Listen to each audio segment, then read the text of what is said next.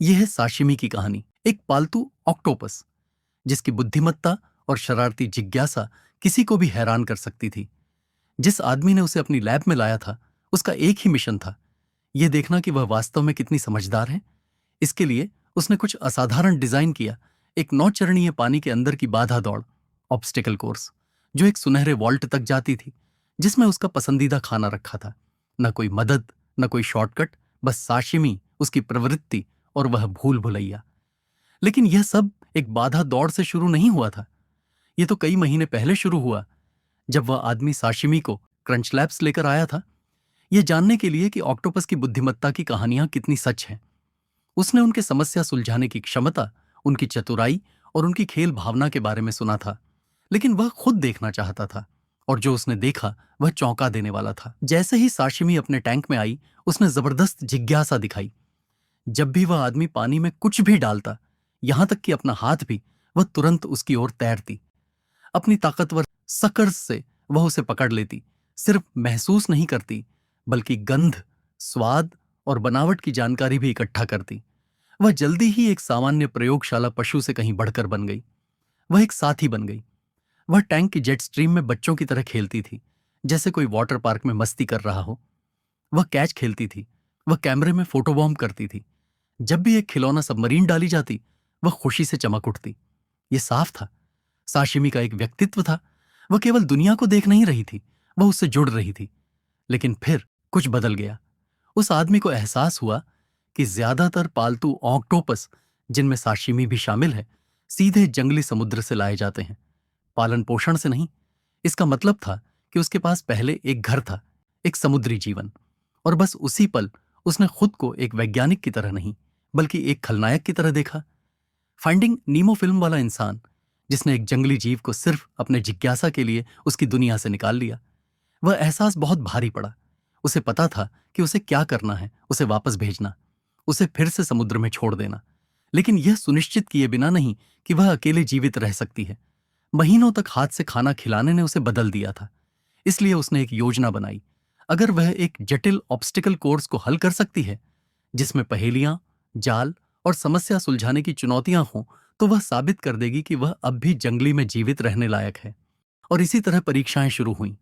सबसे पहले उसने उसकी क्षमताओं का अध्ययन किया। वह रंग और बनावट को एक पल में बदल सकती थी, छलावरण, कमुफ्लाज की मास्टर।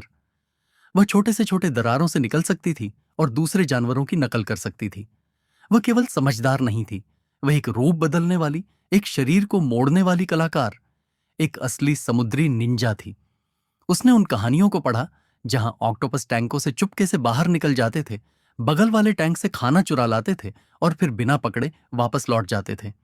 कहानियां जो बताती थीं कि वे कुछ खास इंसानों को पहचानते थे और जिन्हें पसंद नहीं करते थे, उनसे बदला भी लेते थे।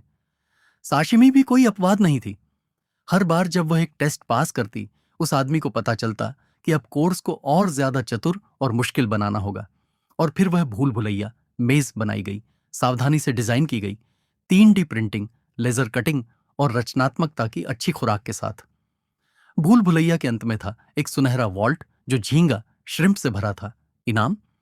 उसने पहले ही उसकी पसंद की जांच एक बूफे के जरिए कर ली थी। केकड़ा, स्कैल्प्स, मछली और झींगा। हर बार जीतता था झींगा। इस कोर्स में कुल 9 चरण थे। सबसे पहले एक साधारण ऊपर नीचे बाधा, जिसमें तैरते हुए अवरोधों, फ्लोटिंग बैरियर्स से होकर गुजरना था। फिर आया घूर्णन द्वार, रिवॉल्विंग डोर, एक ऐसा घूमता हुआ चैम्बर जिसमें से सिर्फ एक सही रास्ता था बाहर निकलने का। इसके बाद वह एक ऐसे मोड़ पर आती जो एक बंद रास्ता लगता था, जब तक कि वह यह न समझ जाती कि एक ब्लॉक को धक्का देकर वह रास्ता साफ कर सकती है। उसके बाद आता बॉल ड्रॉप, जिसमें उसे एक लीवर घुमाना होता था, जिससे बॉल्स गिरती और रास्ता खुलता। फिर आता एक ट्रैप गेट, जो तभी खुलता जब वह एक लाल बटन दबाती, जो एक पुलिस सिस्टम से जुड़ा हुआ था। लेकिन सबसे साहसी चरण, उसे पानी से बाहर आना था।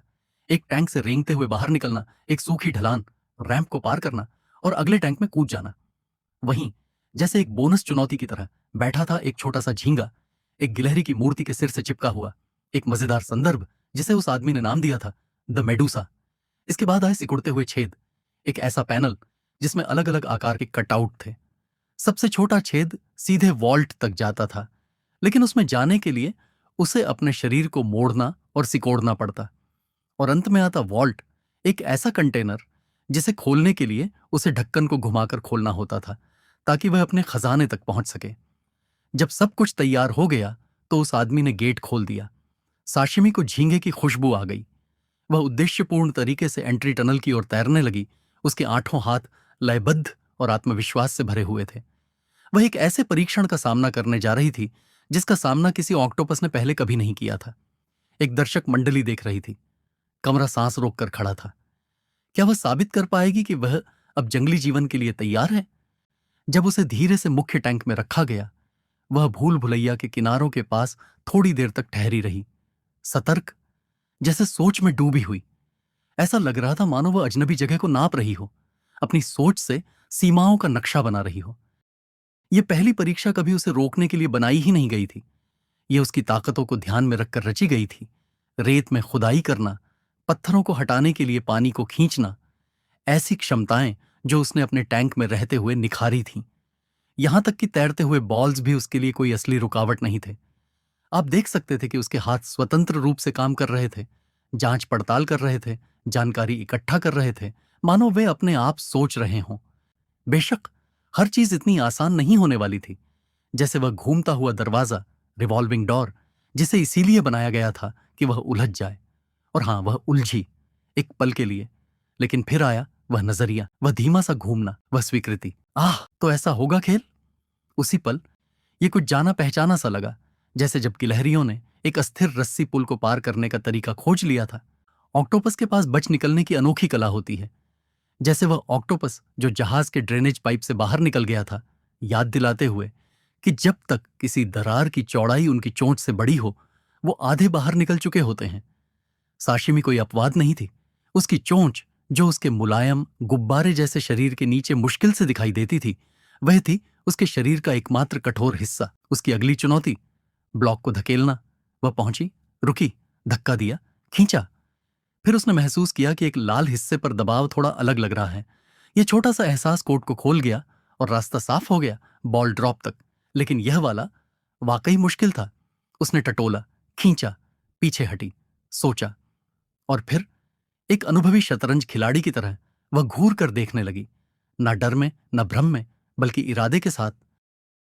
एक तेज और सटीक हाथ से उसने मैकेनिज्म को घुमाया। बॉल गिरी, गेट खुल गया।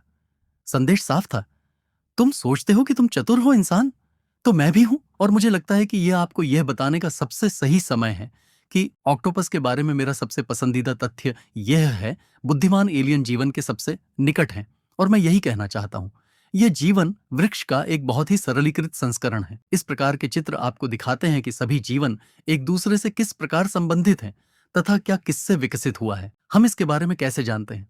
खैर, सच्चे वैज्ञानिक जासूस बनकर और सुराग ढूंढकर।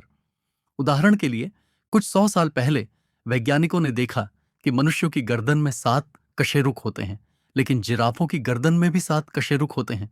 लेकिन एक क्षण रुकिए, भेल, चूहे, हाथी, शेर, घोड़े और चमगादड़ भी ऐसा ही करते हैं। तो ये एक संकेत है कि वे सभी एक ही पूर्वज से संबंधित हैं और स्तनधारी नामक समूह से संबंधित हैं। और यह सिर्फ गर्दन की हड्डियों की बात नहीं है। देखिए क्या होता है यदि आप एक मानव की बांह की हड्डियों की संरचना की तुलना एक चमगादड़, एक मुर्गे, एक कछुए, एक डॉल्फिन से करें। यह आश्चर्यजनक है कि छोटे छोटे लाभकारी उत्परिवर्तन और लाखों पीढ़ियां क्या क्या उत्पन्न कर सकती हैं। और निःसंदेह पिछले 40 वर्षों में जीनोम अनुक्रमण के विकास के साथ इसने हमें विभिन्न प्रजातियों के डीएनए की तुलना करने और पुस्तक के अंत में अपने उत्तरों की जांच करने की अनुमति दी है। वैसे भी इन तकनीकों का उपयोग करके यदि आप यह देखना चाहते हैं कि जीवन वृक्ष में ऑक्टोपस से हमारी वंशावली कहां से टूटी, तो आपको आधे अरब साल पहले एक साधारण फ्लैटवर्म तक जाना होगा। लेकिन यदि आप ध्यान से देखें तो हम जिन सभी को बुद्धिमान प्राणी मानते हैं, वे डॉल्फिन, कुत्ते, सुअर, घोड़े, मनुष्य शामिल हैं। लेकिन यहां तक कि पक्षी, डायनासोर और मछलियां और उनकी बुद्धिमत्ता तथा सोचने का तरीका भी एक दूसरे से संबंधित हैं। कुछ कुछ उन बांह की हड्डियों की तरह जो मैंने दिखाई। लेकिन ऑक्टोपस ने अपनी बुद्धि का विकास यहाँ की हर चीज से पूरी तरह स्वतंत्र रूप से किया है, जैसे कि किसी दूसरे ग्रह से आए एलियन, और यही कारण है कि वे हमसे इतने अलग ढंग से बने हैं। उदाहरण के लिए, उनमें बिल्ली की तुलना में 2 गुने न्यूरॉन होते हैं, लेकिन यहाँ के सभी जानवरों के विपरीत, जहाँ सभी न्यूरॉन मस्तिष्क में केंद्रित होते हैं, और ऑक्टोपस में उनके केवल 1/3 न्यूरॉन मस्तिष्क में होते हैं और बाकी उनकी भुजाओं में होते हैं, जिसका अर्थ है कि वे न केवल गंध और स्वाद महसूस कर सकते हैं, बल्कि वे अपनी भुजाओं से स्वतंत्र रूप से सोच और कार्य भी कर सकते हैं।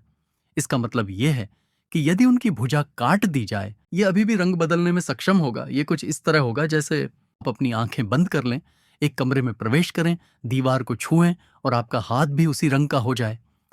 8 स्वतंत्र छोटे मस्तिष्कों के साथ साथ एक बड़े केंद्रीय मस्तिष्क का होना हमारे लिए उतनी ही समझ से परे है जितनी कि किसी विदेशी बुद्धि का होना। और फिर जब वह इमरजेंसी बटन तक पहुंची तो उसने एक पल भी नहीं गंवाया।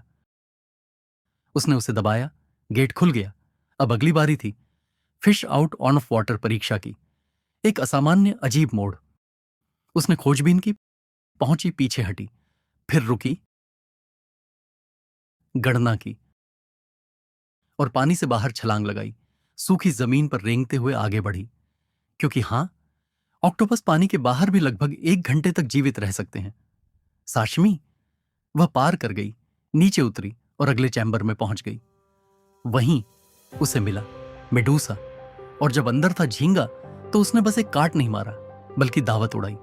उसकी चोंच उसके 8 हाथों के बीच खामोशी से काम कर रही थी और वह रियल टाइम में बदल रही थी, रंग बदलते, बनावट बदलते।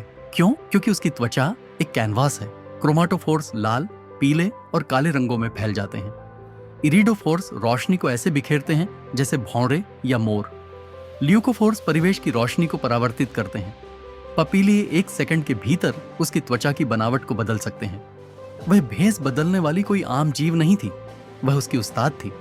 अब अंतिम भूल भुलैया के अंदर उसने चुना सबसे बड़ा छेद, बिल्कुल चुना, अधिकतम चुनौती, और उसने खेल में हिस्सा लिया। शुरुआत में गलत मोड़, एक और फिर बस बहुत हुआ। उसने सीधे रास्ते को काटते हुए आखिर तक पहुंचने का रास्ता बना लिया। तकनीकी रूप से यह नियमों का उल्लंघन था, लेकिन सोचो जरा, क्या आप बुद्धिमत्ता को दंडित कर सकते हो? वह पहुंची गोल्डन वॉल्ट तक। 1 महीने की ट्रेनिंग, हर पहेली हल्की। उसने वॉल्ट का दरवाजा फाड़कर खोल दिया और अपने जीवन के सबसे बड़े झींगा खजाने में डूब गई। जीत पूरी तरह से अर्जित, और फिर समय आ गया। सफर लंबा था, 8 घंटे। वापस उस महासागर की ओर जहां वह जन्मी थी। उसकी यात्रा पूरी हो चुकी थी, क्योंकि ऑर्नेक्टोपस के बारे में एक सच्चाई यह है, उनका जीवन बहुत छोटा होता है, सिर्फ 1 साल से थोड़ा ज्यादा, लेकिन वे कुछ पीछे छोड़ जाती हैं। जब एक मादा ऑर्नेक्टोपस अपने अंडे देती है, वह उन्हें अपने अंतिम सांस तक सुरक्षा देती है। जो कुछ उसने सीखा है वह शब्दों में नहीं, बल्कि सहज ज्ञान, बुद्धिमत्ता और विकास के जरिए उन्हें सौंप देती है।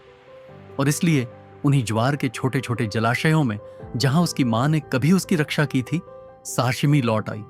सिर्फ जीवन चक्र को आगे बढ़ाने के लिए नहीं, बल्कि शायद एक नया शाखा शुरू करने के लिए।